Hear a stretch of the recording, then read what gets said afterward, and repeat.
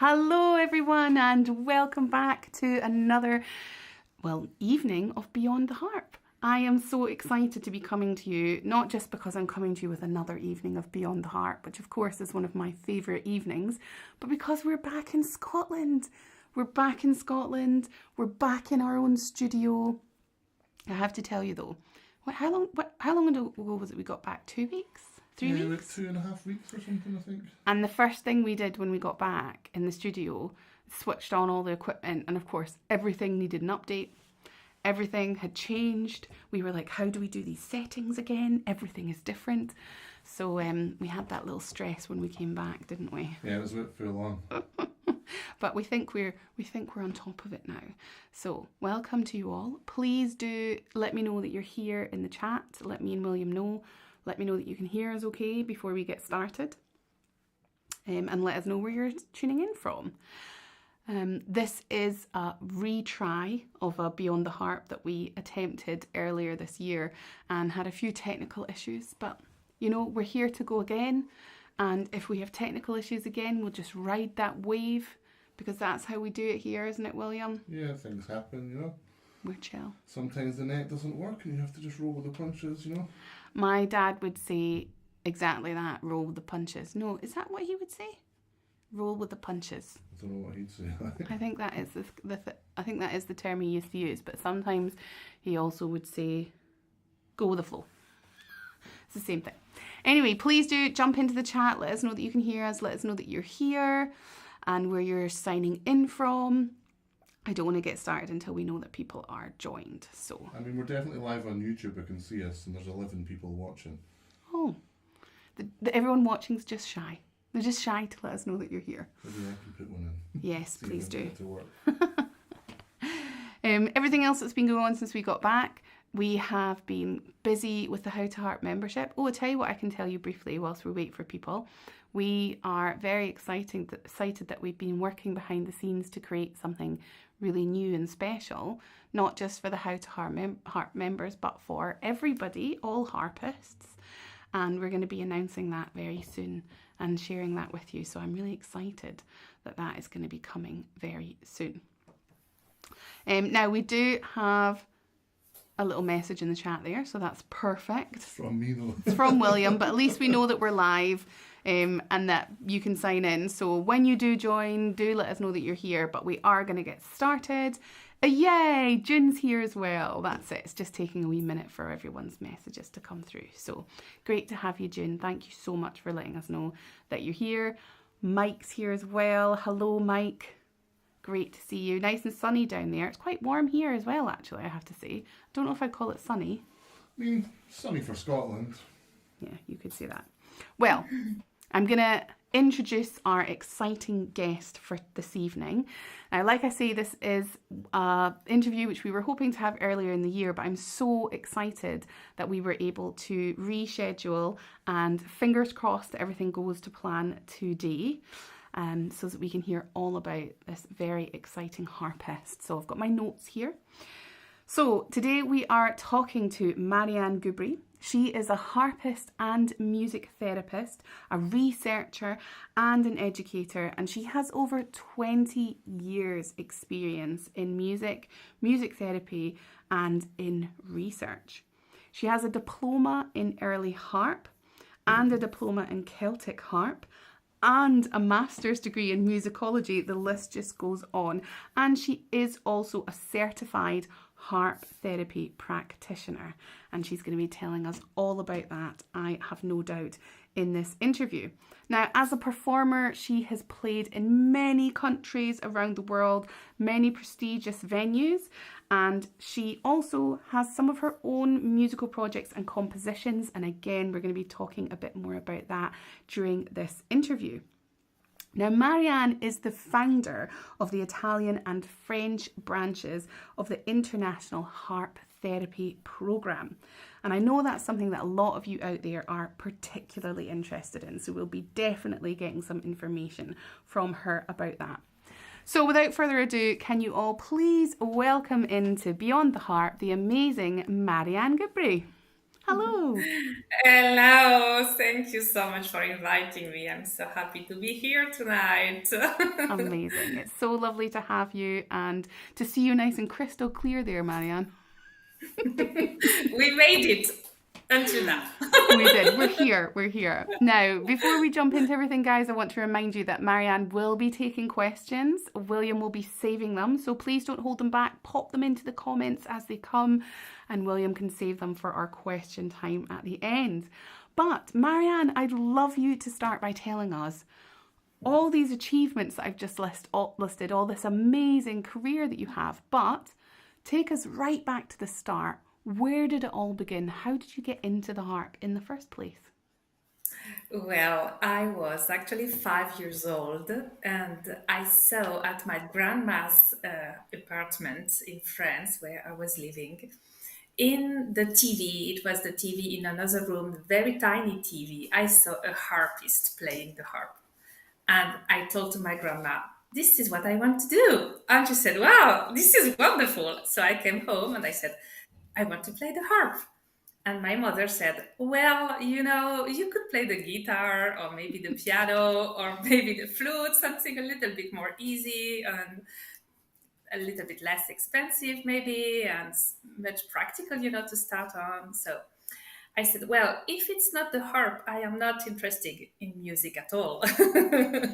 So actually, I had to wait until we moved in another country, in another little city in the north of Brittany. And there was a harp school with Celtic harp. And this is far much easy, as you might obviously know and see with your students. It's easier to start when you are a little girl with the small harp. We were calling it the small harp. And then I started, but I was already 10 years old. And that's when you had your first lessons. And how did that feel when you finally got your fingers on the harp for the first time? So the first time I had my fingers on the harp was absolutely amazing. I remember this wonderful lesson. I didn't want to stop. It was, I think, half an hour. And I said to my harp teacher, I want to continue. I want to go on this one. And then actually, I went also with the harp we rented at home. And I remember for a long time that I played all day long. The first day the harp came into my home. And I remember I had some stitches on the finger, and it was so funny. Yeah, already the first day, but I really enjoyed it. It was, yeah, first love at first Amazing. sight. Yes. Amazing. That's so lovely to hear. And sometimes I think when you start later, and I know that some people listening will say you started at 10, that's not starting later, but It is. later to when you wanted to start. I also wanted to start playing when I was 5, and I didn't actually start until I was 15. And I do think that when you've been thinking and dreaming about it for those years, when you do finally get those lessons and you finally get that harp, because of how long you've waited for it and you've never given up on that dream, I feel like it's different. What do you think about that? Well, this is really a romantic love, I would say. You can't see your lover for a long time. You just hear about his voice, or you just hear about the perfume, or you just have a little picture in the corner of your pocket. You Yeah. can't see it really. And then when you discover it, it's really, well, I could say this is the longest love in my life. Definitely. Oh, nice. And a harp always loves you back as well, unconditionally, doesn't it? Exactly. She's demanding. She's really demanding, but we can do it. Very true. Very true. And so, from that first experience with your lessons and that first initial love, what then led you into having a career in music? How did you get into that? Did you study it at university, or what path did you take to becoming a professional musician? Well, this is a wonderful question because when I was about my 18 years old, I was just finishing school, high school, and I asked to myself, well, where am I going? What I'm doing now? And I was a little bit searching something at the moment in between art, music. I would have loved also to do music therapy at that time, but there was not actually the school I wanted. Mm-hmm. I was very, very interested in medieval, ancient times, Renaissance music. So I decided to move in the center of France to study in Tours, which is a city nearby Paris, 200 kilometers. And this is the place where the Renaissance has led, mainly in France. And we have a lot of universities, and we have this beautiful conservatory of early music. And I said to myself, well, I can do both, maybe a little bit playing harp and having a concert Mm-hmm. experience, and maybe I can teach, and maybe I can do some research too. Because in my mind, I didn't know exactly what was about being a musician. And I was Mm-hmm. wondering if it was an affordable job, if it was something that could be more than just playing for beautiful persons, but also becoming something sustainable, Mm-hmm. And nobody in my family was a musician, and my mother really encouraged me, and also my father. My father was a little bit more rational, you say, and he said, "Well, you could teach. This is a good idea to teach, and maybe something more, uh,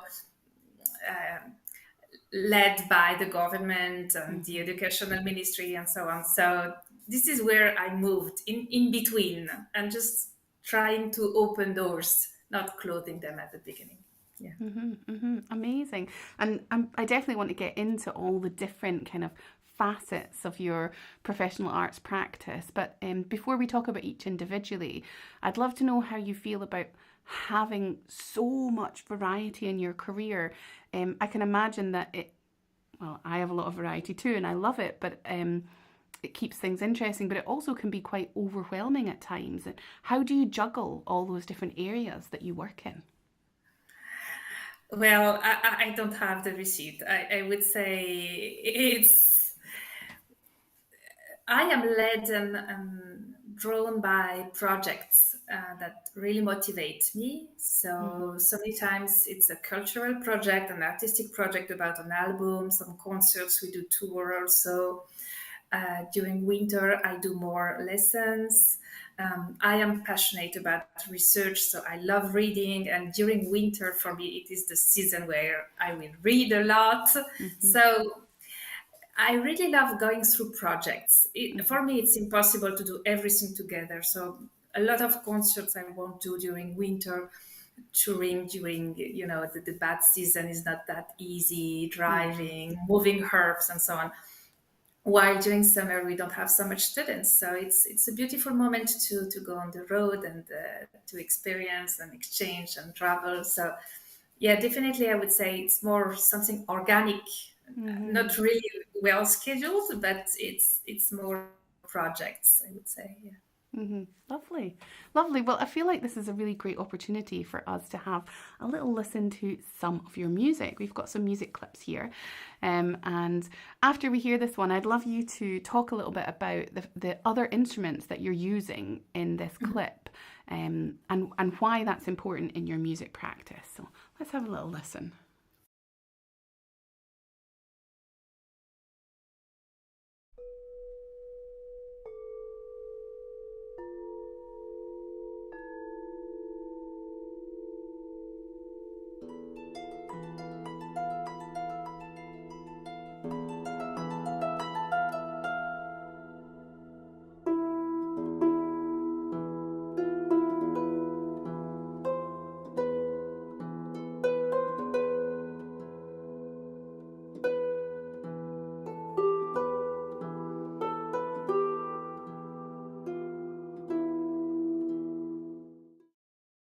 Lovely. Tell us about that piece.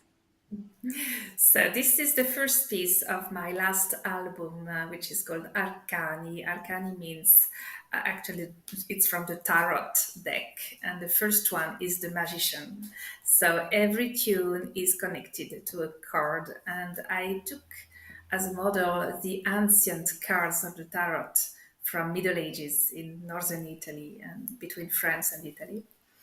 And it started as a pedagogical study. I wanted to produce music for my students. And then when I produced them, I said, but these are not that bad. I want to record them. So this is how things went. And in the video, you saw some chimes. We call them tubular bells because they are rather long. And these are the typical instruments I use in sound healing, sound therapy, and harp therapy. Mhm. And these instruments are very simple and they are so amazing because they are very, very similar to the harp. So you have a very precise attack of the sound, just the beginning of the sound is like a percussion actually. And then you have this wonderful sustain, the vibration, the frequency that goes all over the room or the place you are. And so it's so similar with the harp, and it gives a beautiful tone in the room you are for sound healing. It's so useful. And another thing that is very interesting is that you can tune these instruments. Mm. For instance, the very well-known Tibetan bowl are not at all tuned. So you have frequencies, but so many times you have harmonics that are a little bit different from your harp. These ones are tuned. You can make a scale, you can make a model scale, and so on. So you can play along with the tubular bells. So this is what I Mm. did in all these album arcadi. Amazing, so interesting. So this leads us perfectly on to then a discussion about your interest in harp therapy, and also your involvement in bringing harp therapy education to Europe and to others. So. Your interest, it sounds like, started fairly early in your harping career.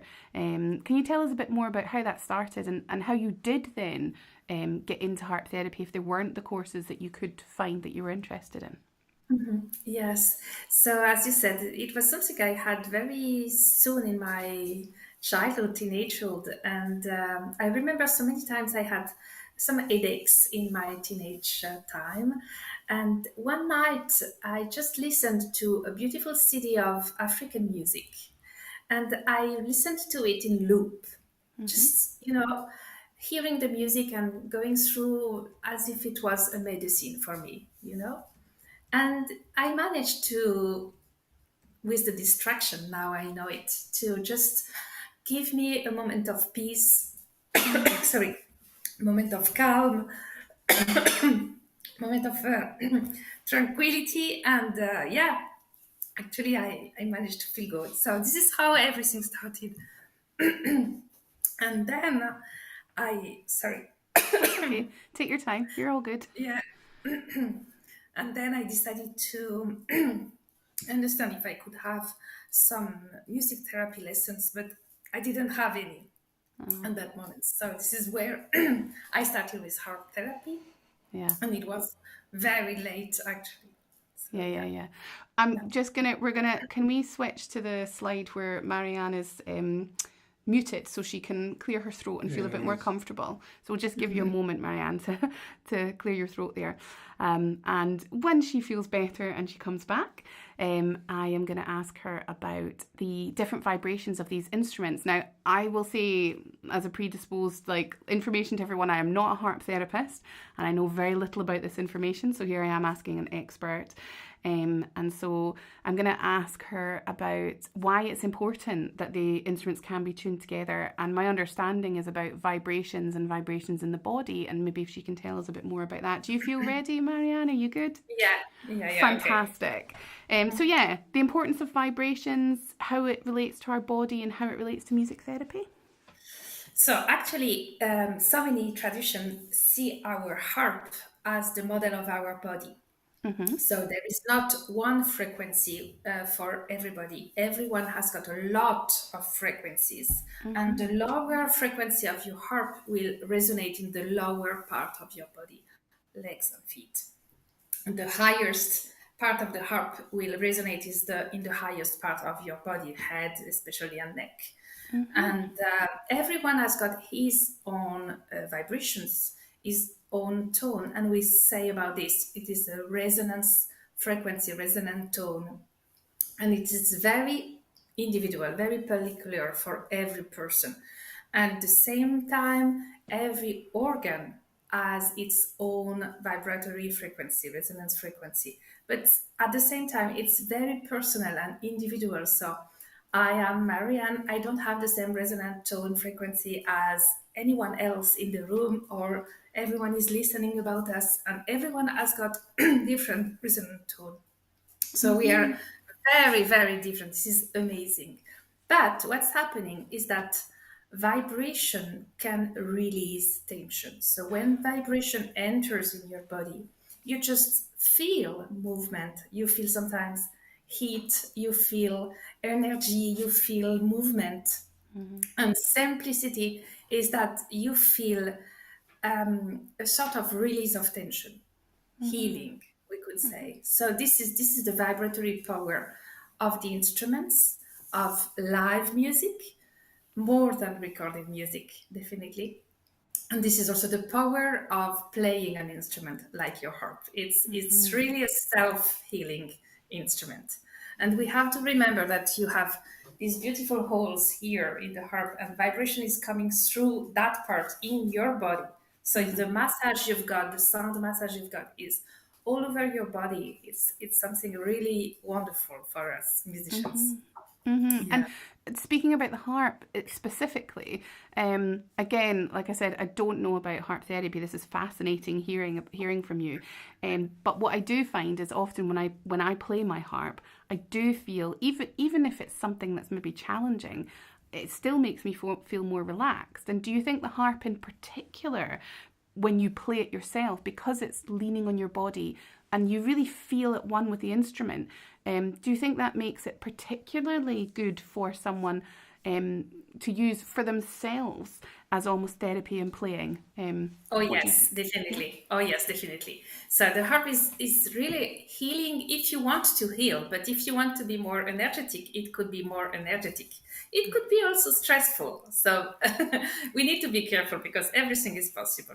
I know plenty of classical harpists who have played a lot, who have got sore in their hand, in their wrists, and yeah, we don't want to go on that way. But at the same time, what we need to know is that more than the vibration of the harp, we call it the free string. So the string vibrates until its end. So there is no stop. You don't stop the vibration like in the piano, in the guitar, or in other instruments, string instruments. And what is fascinating is that the harp, with its long vibration, has got a beautiful aura of harmonic. And harmonic is very specific of the harp and the bells, all the family of the bells, and also the voice. And the aura, the harmonic aura, is the natural harmony that every strings emanates. And it's something a little bit magic.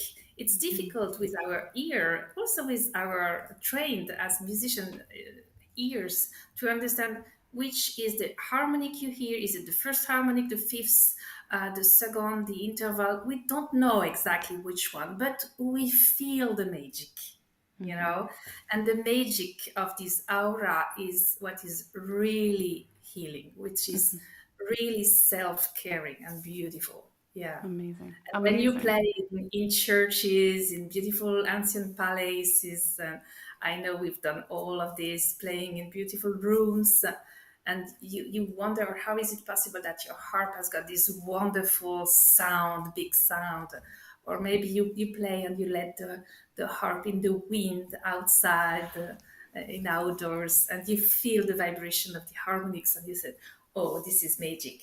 Yeah. Yeah, that's lovely. And I have to say, just hearing you describe the harp and its magic, and having researched your work a little bit in preparation for this interview, it's just so lovely to hear you talk, because when I see you play and I feel like you emanate that as well. You've got this lovely aura to yourself, and as you're talking, it's coming out as well. So I think that must be really important in your work, that you're kind of emanating this feeling too, and that is the harp's then an extension of you, which is just really beautiful. Thank you so much. You're welcome. You're So, welcome. what we say also in harp therapy is that there is no mediation between your finger and the string. So, Mhm. what you put on your finger, that is your skin, but also your tension, but also your intention. So, what are you thinking about? It's like you were doing a massage for a person. So, Mhm. actually, under your fingers, you've got somebody, and there is no mediation between the sound of the string and the ear of the person who is listening to you. So actually it's like there was no mediation between your fingers and the person you are doing the massage, the sound massage. No, so we can understand that we are like doing massage to tiny babies, to adults, to old person, and we have to modulate the sound and to be very careful on how we are going onto the strings, because the string will give us uh, essentially what we give to them. Of course, Yeah. that's beautiful. So I know that we have a lot of members who are interested in harp therapy because they ask about it regularly. So if we do have anyone who's interested in harp therapy, and I appreciate this might be different in different countries, but what would your advice be about how can they get into that? What does the program involve? Could they apply to one of your programs? What Oh should they yes. do? Yes, so there are a lot of programs. Essentially, harp therapy started in America. So we've got 5 different programs in America. Now they're available also in Europe or wherever you are on the world, in Australia and Japan and so on. And personally, I studied with Christina Turin in International Harp Therapy Program, as you mentioned, and I am now leader for this program in Italy and France. And I am proposing some different courses, more specific for instance, in improvisation for harp therapy, also in English. So not only in Italian or French, but also in English. And yeah, there are a lot of books nowadays also to get some informations on what is harp therapy before maybe entering into a program that would lead you to a 2 years normally session. But you can do a lot of things before.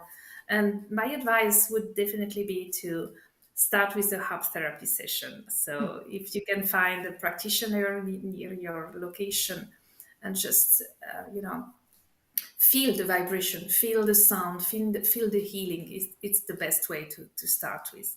And I saw a question about how we find our individual frequencies, and I would definitely encourage this person. I think it's June, to have an individual session of harp therapy, and especially with vibroacoustic harp therapy, which is a little bit more specific. So you're laid on the bed or on the chair, and you've got the frequencies that go through the chair with amplifiers, with tuners, and you've got the harp that is just like massaging a lot your body, just moving a lot. And this is how you discover your own frequencies. This is the easiest way.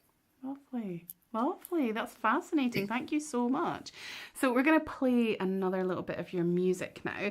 And in the first clip, you were playing an acoustic harp and the tubular bells. In this next clip, you were playing a different harp and you're playing with someone as well. And we can hear other things going on in the background too. So I'm really excited about hearing what's going on in this clip. So let's have a listen.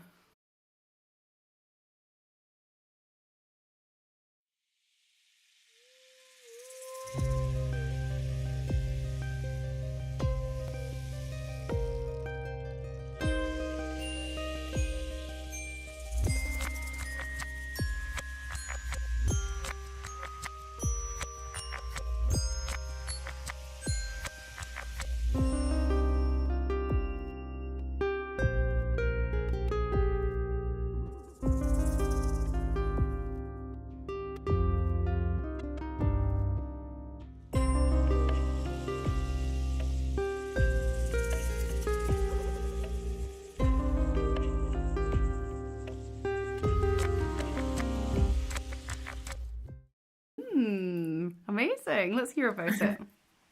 Thank you so much. So this is another first tune of a former album, um, which was dedicated to Dante, the great poet in Italy. And the album is called Vita Nuova, New Life. And you see my harp, you see myself, and you see my composer. He is the producer of the album, and he's also a percussionist. So you can see him playing a rain stick. But actually, behind us, as you said, there are a lot of other things. They are like flamenco percussions. We've got the soundtrack. So he's producing a lot about giving the harp a tiny orchestra that is just moving forward and giving a little bit of energy. So many times when I play alone, I have the feeling that I need more energy to play all the things I want to hear while I'm playing. And my feeling so many times, especially in live, is that I'm playing a lot, but the energy that is arriving to the people is always few, is always less than what I want. So nowadays, I'm really doing a lot of concerts with backing tracks made by this wonderful performer and musician. And I play with other musicians too, but I really love to put the harp in a beautiful context that can magnify its sounds, its vibration, its as you said, I am playing here the electric harp, so you can use a lot of pedals and some, distorted or specific sounds and echoes and so on. And at the same time, just giving a little bit of rhythm, of movement, of bass. Also, so many times, is just giving a lot of energy and avoiding myself to push that energy, and I would say to ruin my sound, my beauty. So it's the kind of balance I am working on in these days. Amazing. That's so interesting. And if anyone's interested in purchasing any of Marianne's music, we'll pop her website up for you guys. And we'll put all the links in the comments as well in the description of this video, so you guys can have a look there. There's the website for you. You can visit her shop and hear lots of music. And also, we're obviously playing small clips from her pieces just now, but the full videos I'd highly recommend you guys go and watch, because they're amazing. They develop into wonderful, wonderful soundscapes, a lot of them. So you've mentioned a couple of times improvisation, and I'm interested to know when you started to include improvisation in your work, also what it means to you, because I think sometimes it can mean different things to different people.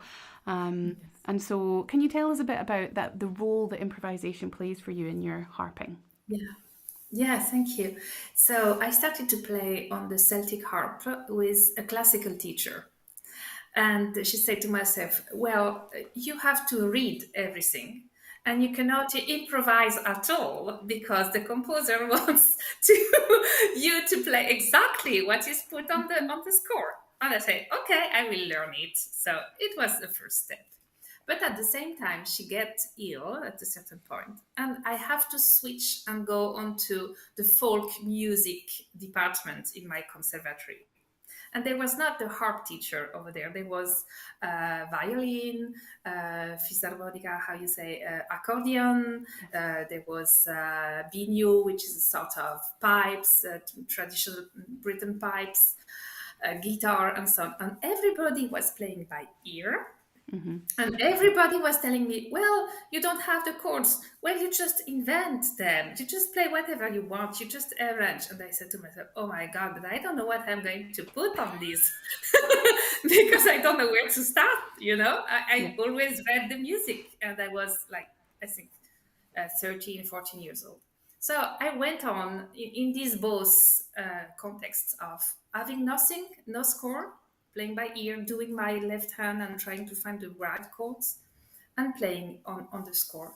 And then I went on to ancient music, medieval and Renaissance music and Baroque music. And this sort of, big two ways to understand music, classical way and traditional way, just combined. And in early music, you have a little score. So you have some scores, you have a simple melody, you have a very famous melody, the top 50 melodies of the Renaissance, like Green Sleeves, like Drive the Cold Winter Away, and so many other very famous songs. You play them, but you need to invent some other things. Otherwise, the melody is a little bit poor, or you get bored, or you have to play some beauty grace notes, and you have to play to invent your own melodies. So we went to study about this, and this is where I really understand that you can do the music. You can be also a creator and both a performer.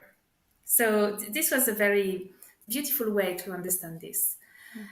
And then when I started to study with Christina during the harp therapy, and especially her method on improvising onto the modes on the scale, this is where I said to myself, okay, this is another step, because when you improvise on the modes, you don't have anything on the score. You just have a tone, maybe a note, and you just go onto this beautiful scale, and you don't have the rhythm. You just go wherever you want to go.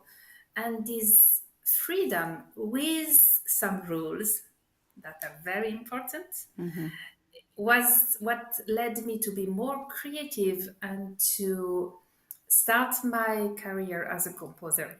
So this is where I said to myself, okay, I can do some music that is going through a path that has a structure, that has its own path and beauty and identity at the same times, but it's very freeing. I don't need the score anymore. So this is what I really understand. And going through these different languages, because improvisation is really about knowing a language. I didn't study jazz music, for instance, and it's another language, and I would love to understand the jazz language, but it's something else. But going through Britain music, Renaissance music, Baroque music, and nowadays more about harp therapy music is very, very, very useful to free yourself and to be more creative. Yeah. Wonderful, wonderful. So your improvisation almost led into your composition work. And with your compositions then, thinking about how important improvisation is to you, how much of your compositions do you write down and expect people to play? And how much of it is more giving the performer creative freedom in your work? Yes, it is a beautiful question, because I tend to compose by ear, so I don't use the score at the beginning. And then at a certain point, I want to record my tunes, and then I put some tones some notes on the score. And there are some problems sometimes, because I say to myself, oh, that's not easy to put these tones, these notes on the score.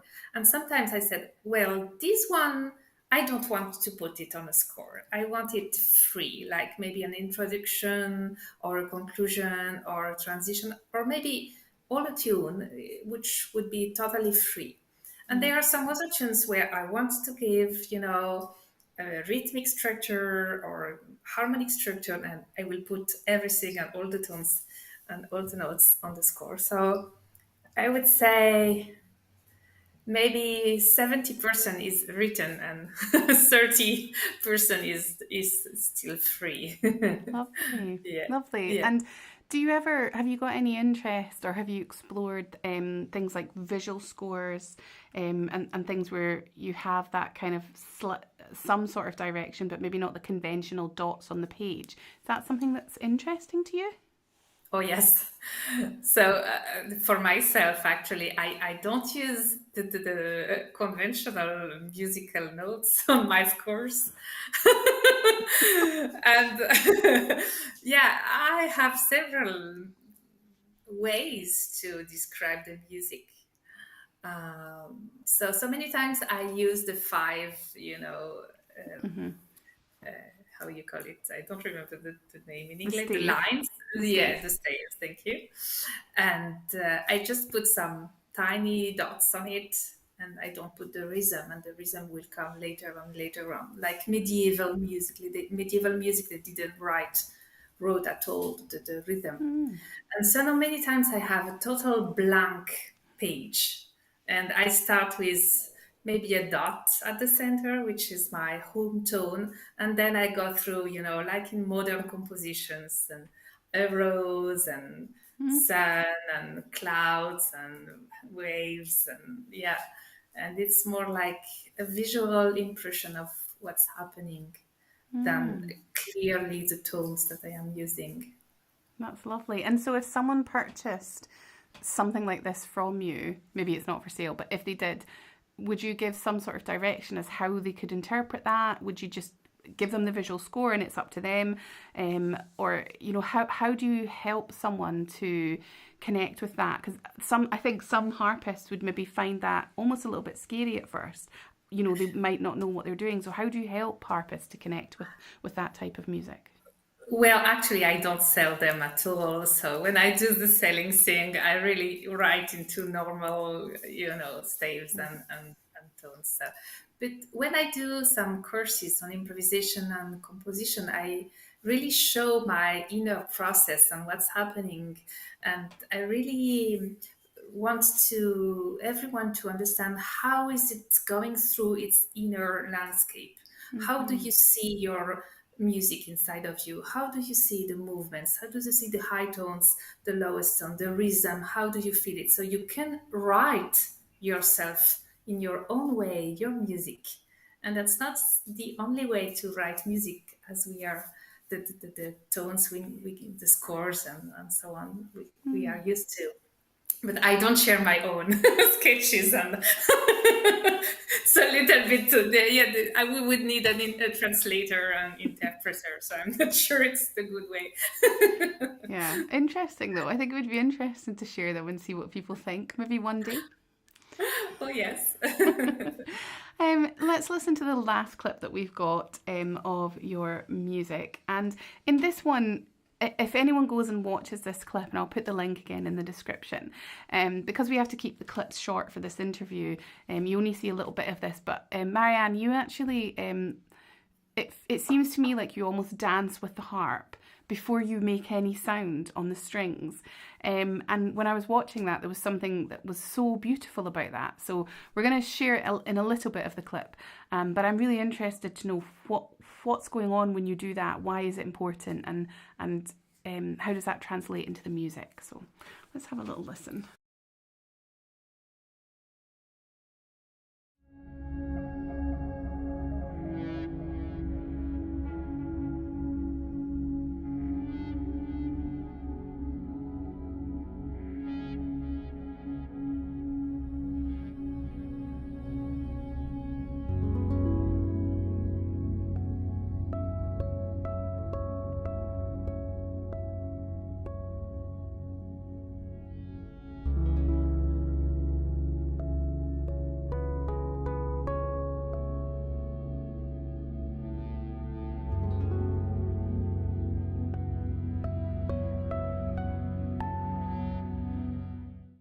Mm, amazing. Tell us about that.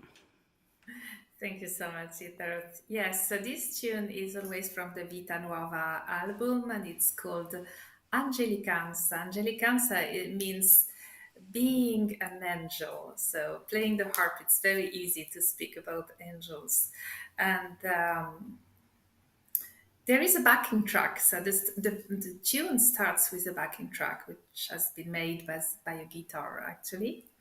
And the idea of doing the video, and so many times also in live concerts, is that I want to convey the idea that the sound is far much more than hearing. Mm, So we've seen today with you that the sound has got a vibration, and that we can feel it in all over our body while we are playing, but also while we are listening to music. And another thing I speak often is that how do you see the sound? Is there any way that you can understand how the sound travels? When you go to recording studios, we are used to see the waves that are going through on and out in the computer, And nowadays we've got this beautiful researcher, is I think from London, I don't remember exactly. John Stuart Reid is an engineer, a sound engineer, and he works a lot about cymatics. Cymatics is the visual representation of the sounds, and he uses a beautiful microscope made of it analyzes actually very tiny drops of water.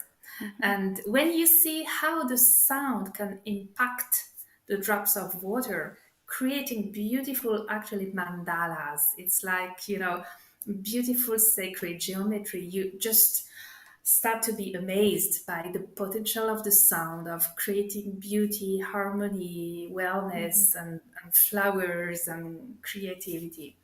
But what I am asking to my persons, to my public when I see them is, how do how do you imagine the sound? How is it? What is the sound for you? How is it traveling? Is it a wave? Is it a bubble? Is it a cloud? Is it a bird that is flying out? And so many times, people just speak about clouds, birds, Mm-hmm. um, water movement. So the air and the water is so much present. And this is the feeling I have too, and especially with the sound of the harp.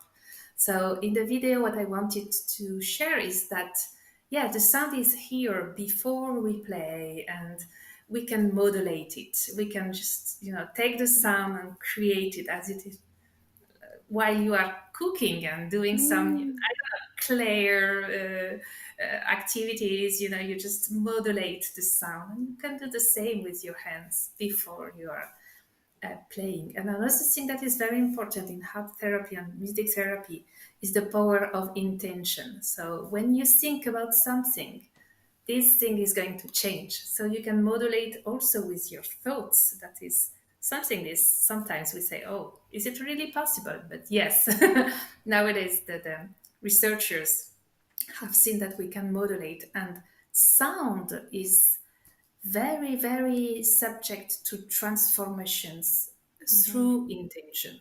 So you can change a lot your way you're playing, the way the sound is traveling, where is the sound going. And we know nowadays that the sound go through the walls. Mm-hmm. You cannot stop the sound if there is matter, because the sound is going to go all over the matter. Mm. That's amazing. I love that. That's so beautiful. Thank you for that answer. That was really lovely. Oh. Now, you've spoken about your improvising, your composition, and of course, you're interested in sharing your knowledge with others. And I know that recently you created a special course on modes and improvisation in English. And a Yes. lot of us here are English speaking. So I'd love it if you could tell us a little bit more about that course that you've just released. Yes, of course. So I call this course the soul of modal improvisation. So the idea is to start about being free, creating music. So starting without a tune, without a specific rhythm, without a specific composition.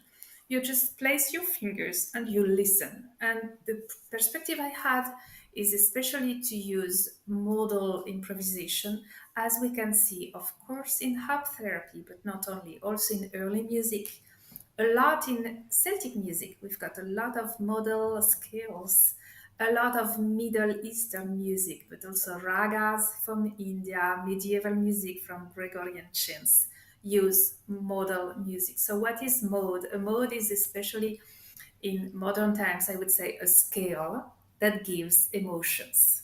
So, Mm-hmm. different scales give different emotions. And in classical and modern music, we especially speak about major, which is more happy, and minor, which is more sad. And we have nowadays, we would say, two modes, the happy mode and the saddest mode, I would say like this. During Middle Ages, we had 8 modes here in our countries in Europe, and these were 8 different emotions. And if you go into Middle Eastern nowadays, they said, well, we'll have 70 modes. And these are 70 different emotions. You've got at least 10 different emotions for love, and for sadness in love, and so on. So this is very interesting. And if you go to India and you study ragas, which are the name of the modes in India, you've got 300 modes. So these are 300 different traditions. So in my course, I don't speak about all of them because it would be like a 10 years course and I wouldn't do this to my students, of course. But we speak a little bit about, especially the Western modes. So we call them the Greek mode and also the medieval modes, which are very used also in popular music, in static music, mixolydian, for example. We find it a lot in Irish music, and the Dorian mode, we find it a lot in Breton music, of course, the Ionian mode, the major mode, and the Aeolian modes. And we listen to some music, some specific tunes. And in this course, I teach how to start with a tone and then going through the scale and just moving and creating beautiful landscapes, which could be some introduction for tunes, which could be conclusions for tunes, which could be a way to switch from a tune to another one also. It could lead also to the composition of something new. So improvisation is very useful, and when you master the different level of the modes, the different emotions you can give through improvisation, you are so much freer in your way to play the harp. And I've got plenty of students who play, for instance, at weddings or some, corporate events. And so many times they say, well, when I have played my 10 favorite tunes, what I am doing now? And I say, well, you can improvise. And when you improvise, actually, you've got plenty of music flowing through your fingers. And so many of them are also participating into church ceremonies, for instance, and they can go through the flow and play music and stay in the sound, stay in present with other people and just accompany very easily. You can play along with singers, we can play along with other instruments, and we can improvise beautiful chords, harmonies, arrangements, and it's a wonderful way to step into a way to play music without a score and being free to be into the sound instead of being into the head of our scores. Yeah. Lovely. That's great. And is this course something that you teach live? Is it pre-recorded? Is there only certain times people can sign up, or can they sign up anytime? They can sign up whenever they want. The course is recorded fully, but we have also 3 times a year a live session, so we can gather all together and just jam together, have some questions, and go further into some techniques. Amazing. And let's pull up the website once more, and you guys can get information about all of Marianne's courses and music and everything on her website. So that's really great. That sounds like a really exciting course. Now we're going to go to the questions now, and June's our question master tonight. She's asked all the questions, but we love that. Now I know you touched on this question with June when you were talking, but I do want to go back to the question about the individual frequencies. So June asks, how do we find our individual frequencies? And you gave some great advice about that, but how do people find a music practitioner? Is it just a Google search, or is there somewhere specific you'd send them to find that type of... Yes. So you can find, of course, there is a Google search, and there is also the National Standard Board for Therapeutic Musicians in the US that actually recognize some specific schools of harp therapy and harp practitioners. So you will find a directory in this wonderful website, National Standard Board for Therapeutic Musicians. Amazing. And I think some people, myself included, we might only go to a therapist, and a music therapist included, if we felt there was something wrong with us. But would you recommend going just if you're interested, or just as an experience? You don't necessarily have to go to a therapist and say, this is what I'm struggling with, can you help me?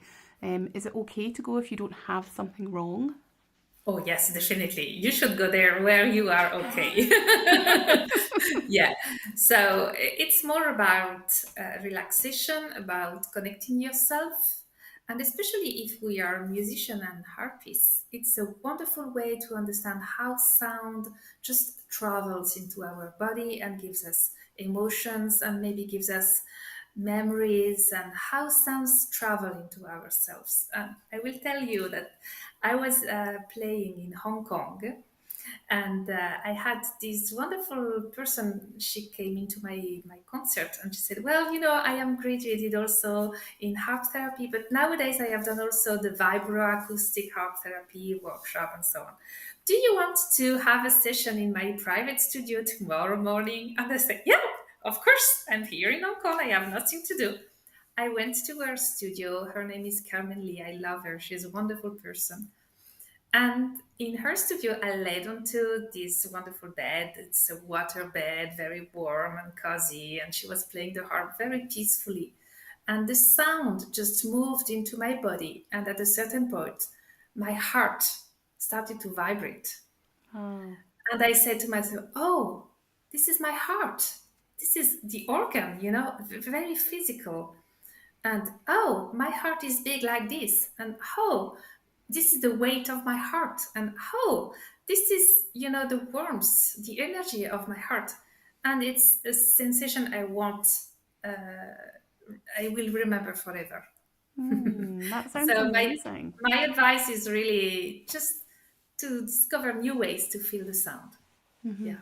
That's amazing. And again, just thinking about when you maybe go and have a therapy or a session, an experience with someone, would you recommend that you ensure that people are trained with certain bodies, that they do have training, that make sure that you're going to a practitioner who has that training?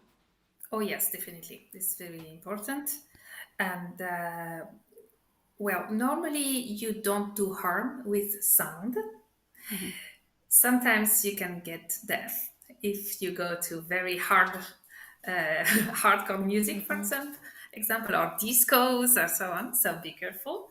Hmm. But normally we don't make injures. You won't get any problem. But if you go with somebody who is well trained, she will know or he will know how to give you this wonderful sound cocoon and Hmm. to welcome you into this space of sound, of tranquility, of relaxation, and just we are not actually doctors, we are not psychologists. You won't receive a personal diagnosis. We can't do this. But you will receive a very personalized sound massage, which is something that everybody should have, I would say, definitely. Yeah. That's lovely. Thank you so much. Can we go to the next question? That was great. So Jun's asking, are these personal frequencies responsible for why I am drawn to certain songs that are in particular modes over other modes? Oh, yes. She really took the question into right the center. So wonderful, June. And yes, actually, you will know, June, that we have tones also in our voice. When I am speaking, I use some specific tones. And especially if I am going into the lower tones, we will see that it will vibrate in the lower of the body, in the higher tones, and it will vibrate in the higher part of the body. And what's happening is that there are some tones you like, and normally these are the tones you speak on during your days since you are an adult. And so many times you will pick up some songs in these specific keys, and you will love to practice in specific keys, and you will love specific modes. And this is a good clue to understand your personal frequencies, definitely. Lovely. Thank you. That's really interesting. Okay. We've got another question from June. One last question from June. Do you have a frequency to compose in one particular mode? What is your favourite mode? Oh, this is a wonderful question too, because we could say that there is a mode for a mood and a mood for a mode. Yes.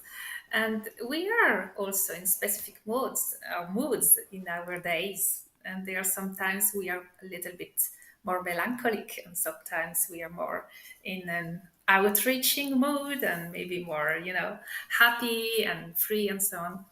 I really love the Mixolydian mode. It's so dreamy for me.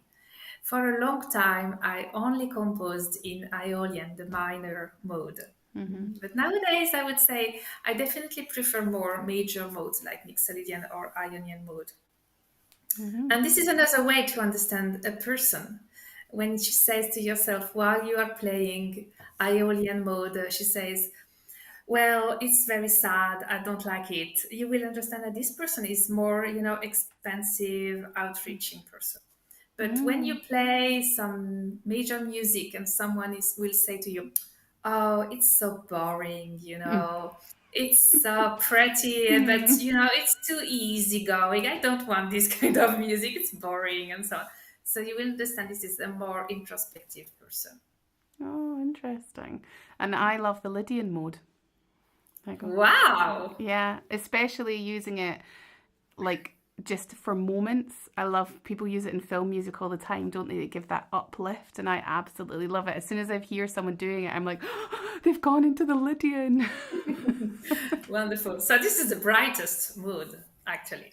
Yeah, the most joyful. And in India, they use half of their modes in starting with the Lydian triton. So it's very interesting. This is for ecstatic mood and yeah.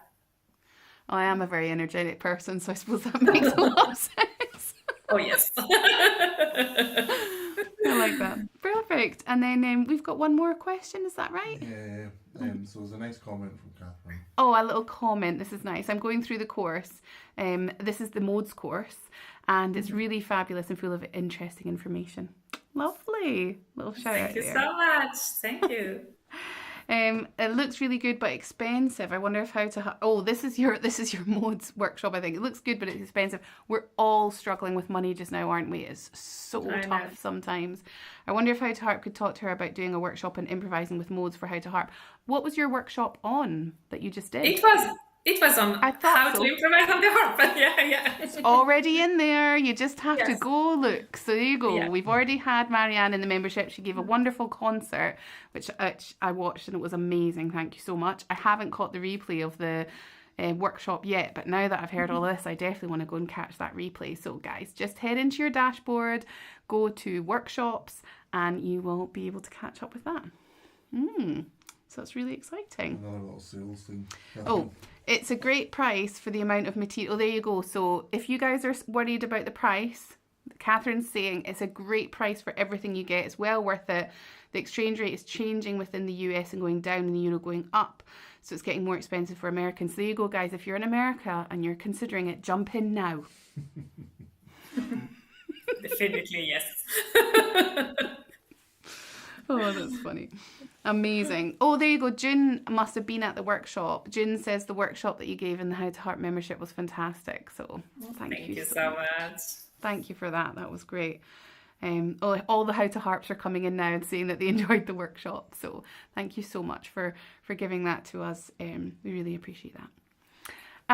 So it's been so lovely to chat to you. I've really enjoyed it, and I'm so glad that the internet held out and we got our lovely conversation. Incredible. It's been great. Is there anything else you want to add or you want to share before we finish up for this evening? Well, I really wanted to thank you and just, you are doing an amazing job. I'm not sure everybody understands how technical you are and how much technical is your husband to do amazing videos, amazing techniques, and amazing contents also. And it's something that is very rare nowadays, I would say, because we have a lot of contents, but so many times we don't have the high quality and we don't have the high quality of contents. But you are on it, so I really, really enjoy, and I really wish you the best with the harpists all over the world. And you just spread out Lydian mood and Lydian joy, and it's amazing. Yeah. So, and really this idea to understand different point of view with harp, with harpists and techniques, and it's so useful. This is what I always wanted to have when I was studying the harp. So you are doing it. It's amazing. Thank you so much. I am in love with your job. Yeah, really. Yeah. Thank you so much. Well, it's been so lovely to chat to you. Thank you so much for all you gave for the membership. And I hinted at something special that's coming, which you know, the little secret thing, because I emailed you about it this afternoon. So maybe the members will be able to connect with you just a little bit more in the future when we announce our secret surprise later in May. Wonderful, with pleasure, of course. Yes.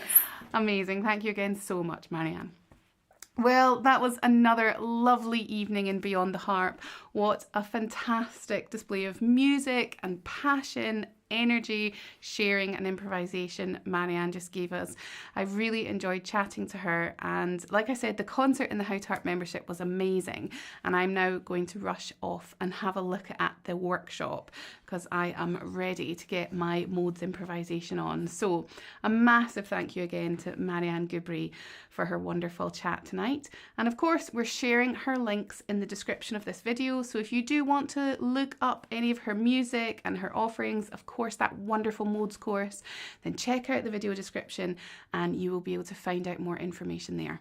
Now, if you've enjoyed tonight, we do have a Beyond the Harp interview every month with the visiting guest artist in How to Harp, and we love having you guys here as the audience asking questions. So please do like and subscribe so that you can keep up to date with everything we are bringing to you.